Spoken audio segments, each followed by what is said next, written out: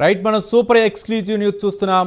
అమరావతి విషయంలో వైసీపీకి ఇప్పుడు ఒక అరుదైన అవకాశం దక్కింది.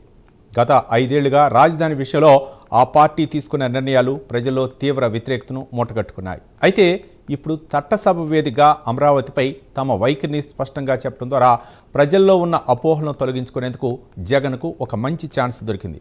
ఈ అవకాశాన్ని వైసీపీ ఎలా వినియోగించుకుంటుంది? మళ్ళీ పాత పందాలోనే వెళ్తుందా లేక కొత్త స్టాండ్ తీసుకుంటుందా అనేది ఇప్పుడు చర్చనీయాంశంగా మారింది. మరిన్ని వివరాలు మా కరెస్పాండెంట్ రవికృష్ణ అందిస్తారు. రవికృష్ణ, అంటే ఏదైతే అమరావతి ఏకైక రాజధాని కావాలని చెప్పి రాష్ట్ర ప్రజలైతే కోరుకుంటున్న నేపథ్యం, ఈ నేపథ్యంలోనే రాష్ట్ర విభజన జరిగిన తర్వాత ఎక్కడ రాజధాని పెట్టాలి అనే దాని మీద తీవ్రంగా చర్చలు జరిగిన తర్వాత అమరావతి ప్రాంతంలోనే నిర్ణయించడం జరిగింది.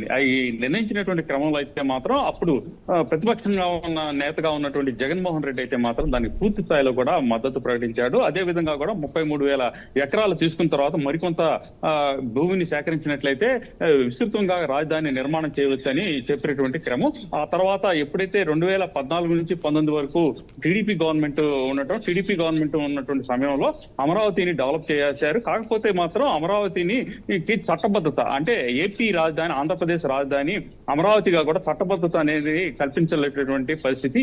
తర్వాత ఎప్పుడైతే 2019లో వైసీపీ గవర్నమెంట్ అధికారంలోకి వచ్చిన తర్వాత మాత్రం ఒక్కసారిగా స్టాండ్ మార్చుకుంది.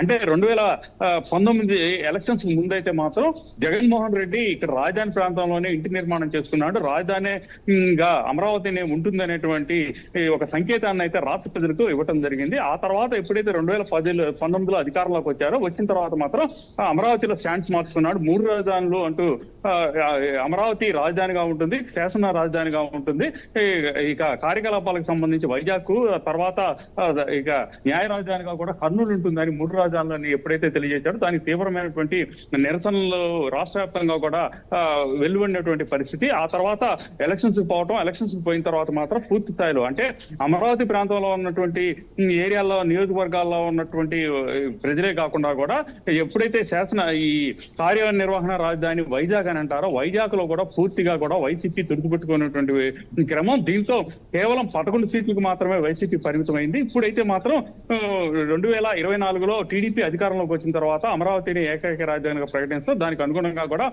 శరవేగంతో కూడా పనులు జరుగుతూ ఉన్నాయి. దానికి చట్టబద్ధత కల్పించాలి. అంటే ఇక ఎవరు అధికారంలోకి వచ్చినప్పటికీ, ఎవరు పాలనలో ఉన్నప్పటికీ కూడా ఇక అమరావతినే ఏకైక రాజధానిగా ఉంటుంది, అమరావతినే రాజధానిగా చేస్తూ ఈ రోజు అయితే మాత్రం శాసనసభని ప్రత్యేకంగా శాసనసభను ఏర్పాటు చేశారు. ఈ శాసనసభకి సంబంధించి ప్రధానంగా CM Chandrababu Naidu, deputy CM Pawan Kalyan, అదేవిధంగా కూడా మంత్రి లోకేష్ తో పాటు మిగతా మంత్రులు కూడా పాల్గొని అక్కడైతే మాత్రం అసలు అమరావతిని రాజధానిగా చేయడానికి గల కారణాలను వివరిస్తారు. అదేవిధంగా కూడా పరిణామ క్రమం, అంటే ఏదైతే ఏపీ ఏర్పడిన తర్వాత జరిగినటువంటి రాజధాని పరిమాణ క్రమాన్ని కూడా చంద్రబాబు అయితే వివరిస్తారు. అయితే ఇప్పుడైతే మాత్రం వైసీపీకి పూర్తి స్థాయిలో కూడా ఒక అడ్వాంటేజ్ అయితే లభించిందని చెప్పుకోవాలి. ఎందుకంటే గత ప్రభుత్వంలో అయితే గతంలో తమ పాలనలో ఉన్నప్పుడు మాత్రం అమరావతిని రాజధానిగా ఉంటుంది కానీ కేవలం శాసనసభ రాజధానిగానే పరిమితం చేసినటువంటి నేపథ్యం. ఆ తర్వాత ఎప్పుడైతే 2024లో గవర్నమెంట్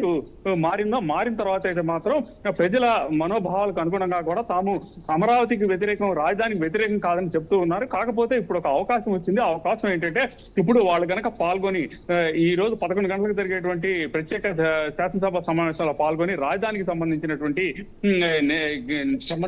చర్యలు ఏవైతే ఉంటాయో దానికి సంబంధించి వాళ్ళు కూడా రాజధానికి తాము మద్దతుగా ఉంటాం, భవిష్యత్తులో రాజధాని ఇదే ఉంటుంది అనే ఒక క్లారిటీ ఇచ్చేటువంటి అవకాశం అయితే లభించింది. దీన్ని ఎంతవరకు వైసీపీకి సంబంధించిన నాయకులు ఉపయోగించుకోవాలో చూడాలి. కానీ ఇప్పుడు నిన్నైతే మాత్రం జగన్మోహన్ రెడ్డి ఆయన బెంగళూరుకి వెళ్ళినట్టుగా కూడా తెలుస్తుంది. అదే విధంగా కూడా తన మిగతా 10 మంది ఎవరైతే ఉన్నారో ఆ 10 మందికి కూడా జరిగేటువంటి శాసనసభకి అటెండ్ కావాలని ఇప్పటి వరకు కూడా చెప్పలేనటువంటి పరిస్థితి. ఈ నేపథ్యంలో ఒక మంచి అడ్వాంటేజ్ వచ్చినటువంటి క్రమంలో అడ్వాంటేజ్ ని వైసీపీ ఉపయోగించుకుంటుందా, ఉపయోగించలేకుండా దీన్ని కూడా ఈ వచ్చినటువంటి అవకాశాన్ని దుర్వినియోగం చేస్తున్న దాని మీద అయితే మాత్రం చర్చ నడుస్తుందని చెప్పుకోవాలి.